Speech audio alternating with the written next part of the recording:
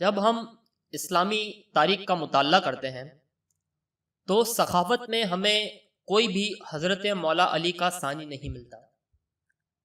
آپ کی ثقافت کا ایک واقعہ اس طریقے سے ہے کہ ایک بار گھر میں 3 دن سے فاقہ تھا۔ آپ حضرت مولا علی مزدوری کی تلاش میں نکلے۔ ایک باغ کو رات بھر پانی دینے کے بعد جو مزدوری ملی لے کر گھر آئے۔ مزدوری میں سے تیسرا حصہ لے کر ہیرا پکوانے کا انتظام کیا۔ ابھی پک کر تیار ہونے ہی تھا کہ ایک مسکین نے صدا دی۔ آپ حضرت علی نے سب اٹھا کر اسے دے دیا، پھر باقی میں سے نصف کے پکوان کا انتظام کیا۔